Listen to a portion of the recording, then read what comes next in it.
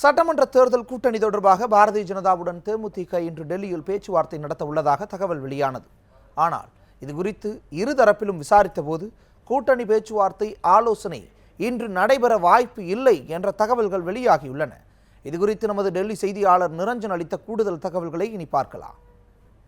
இன்றைய தினம் இந்த தேமுதிக மற்றும் பாரதிய ஜனதா கட்சி இடையேயான கூட்டணி குறித்த விஷயங்கள் இறுதி செய்யப்பட்டுவிட்டு நாளைய தினம் பாரதிய ஜனதா கட்சி அதிகாரப்பூர்வமாக தங்களது இந்த கூட்டணி குறித்து அறிவிப்பார்கள் என்ற ஒரு தகவலானது காலையிலிருந்தே தலைநகர் டெல்லியில் தொடர்ந்து வலம் வந்து கொண்டிருந்தது. இது தொடர்பாக நாம் தேமுதிகவின் பலரை நாம் தொடர்பு கொண்ட முயற்சித்த பொழுதும் நிறைய சட்டமன்ற உறுப்பினர்கள் பார்த்தசாரதி உள்ளிட்டோரை நாம் தொடர்பு கொள்ள முயற்சித்த பொழுது கூட அவர்களது அழைப்புகள் அனைத்தும் துண்டிக்கப்பட்டிருந்தது. அவர்களது போன்கள் சுவிட்ச் ஆஃப் செய்யப்பட்டிருந்தது.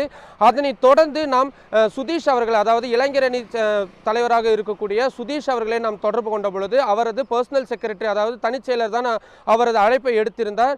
நாங்கள் தற்பொழுது டெல்லியில் தான் இருக்கின்றோம், இன்று மாலை நாங்கள் பிரகாஷ் ஜவடேகர் அவரை சந்திக்கவிருக்கின்றோம், நேரம் தற்பொழுது வரை இறுதி செய்யப்படவில்லை, ஆனால் நாங்கள் சந்திப்பது என்பது தற்பொழுது உறுதியாகி இருக்கின்றது. அதனைத் தொடர்ந்து அமித்ஷா அவர்களையும் சந்திப்பதற்கான நேரத்தை நாங்கள் கேட்டுக்கொண்டிருக்கின்றோம்.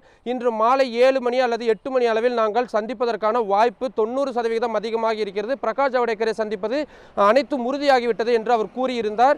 ஆனால் இது தொடர்பாக நாம் பிரகாஷ் ஜவடேகர் அவருடைய இல்லத்தில், தற்பொழுது நான் அவரது இல்லத்தின் முன்பு தான் நின்று கொண்டிருக்கின்றேன், அவரிடம் இது தொடர்பாக நாம் பேச முயற்சித்த பொழுது அந்த மாதிரியான எந்த விதமான தகவலும் எங்களுக்கு தற்பொழுது வரை கிடைக்கவில்லை என்று அவர் நேரடியாக குறிப்பிட்டிருந்தார்.